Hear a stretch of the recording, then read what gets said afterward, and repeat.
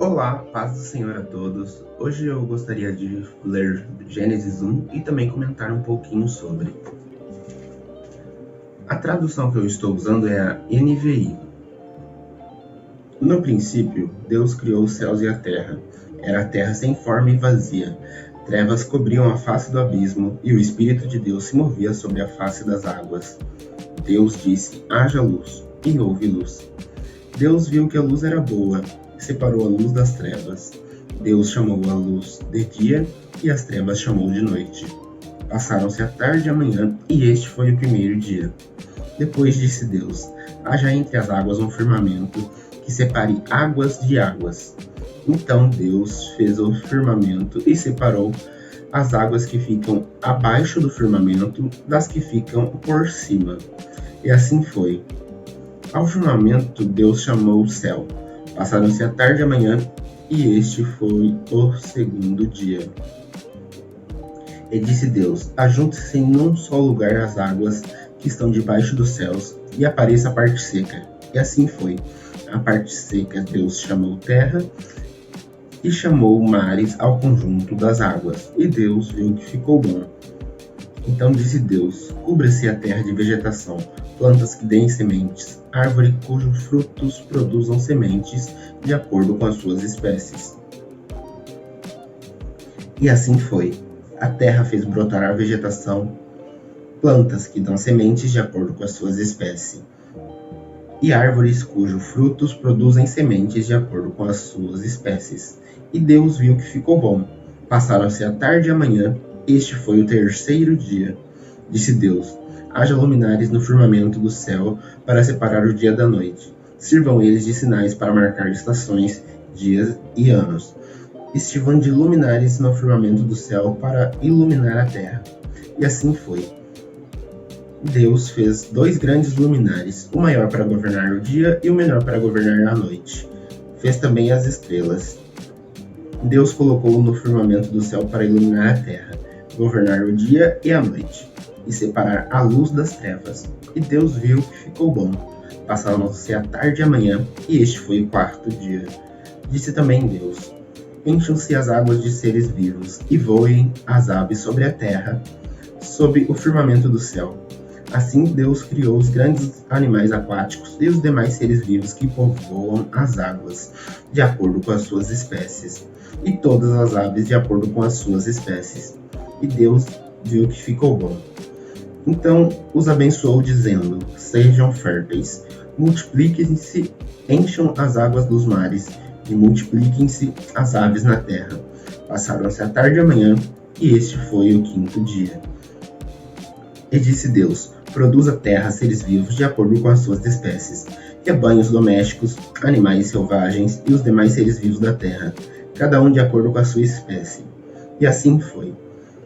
Deus fez os animais selvagens de acordo com as suas espécies, os rebanhos domésticos de acordo com as suas espécies, e os demais seres vivos da terra de acordo com a sua espécie. E Deus viu que ficou bom. Então disse Deus: façamos o homem à nossa imagem, conforme a nossa semelhança. Domine ele sobre os peixes do mar, sobre as aves do céu, sobre os grandes animais de toda a terra, e sobre todos os pequenos animais que se movem rente ao chão. Criou Deus o homem à sua imagem. A imagem de Deus o criou. Homem e mulher os criou. Deus os abençoou e disse-lhes: sejam férteis e multipliquem-se, encham e subjuguem a terra, dominem sobre os peixes do mar, sobre as aves do céu, sobre todos os animais que se movem pela terra. E disse Deus: eis que lhes dou todas as plantas que nascem em toda a terra e produzem semente, e todas as árvores que dão frutos com sementes. Elas servirão de alimentos para vocês, e dou todos os vegetais como alimento a tudo que tem em si fôlego de vida, a todos os grandes animais da terra, e todas as aves do céu, e todas as criaturas que se movem rente ao chão. E assim foi. Deus viu que tudo que havia feito, que tudo havia ficado muito bom. Passaram-se tarde e manhã, e este foi o sexto dia. Aí eu vou ler os próximos 2 versículos do capítulo 2, só para fechar a criação. Assim foram concluídos os céus e a terra, e tudo que neles há. No sétimo dia, Deus já havia concluído a obra que realizara, e nesse dia descansou. Abençoou Deus o 7º dia e o santificou, porque nele descansou de toda a obra que realizara na criação. A criação perfeita de Deus. Desde o princípio, Deus sabia como todas as coisas haviam de ser feitas, como tudo se encaixaria perfeitamente e nada ficaria fora do seu lugar. E isso aplica-se à nossa vida também. Muitas vezes achamos que algo está fora do controle, nos frustramos por algo não ter acontecido, mas Deus está no comando e no controle de tudo. Nada está fora do alcance dele, nem dos planos dele. E Deus sabe o momento certo de nos entregar o que ele tem preparado.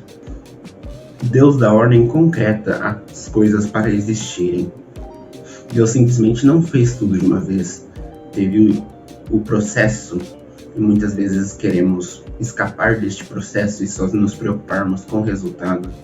Mas toda a criação foi um processo para o resultado final de Deus. E como eu disse, ele sabe exatamente tudo o que faz. Ele não vai colocar nada fora do lugar, nem fazer algo sem sentido.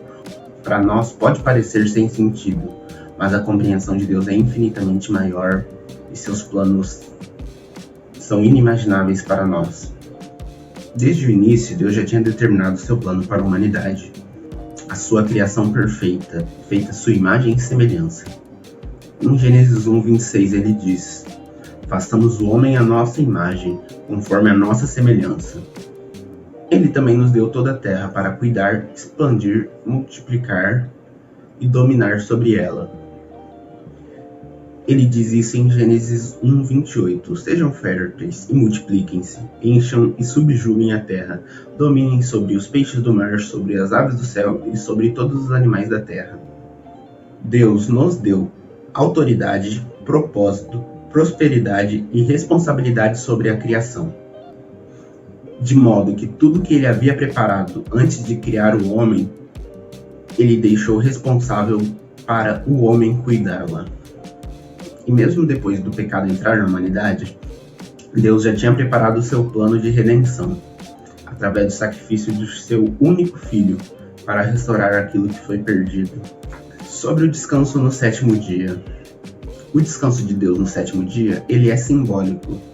Deus não se cansa, ele está a todo momento olhando, guardando, nos livrando e sempre está de perto acompanhando a gente, todos nós.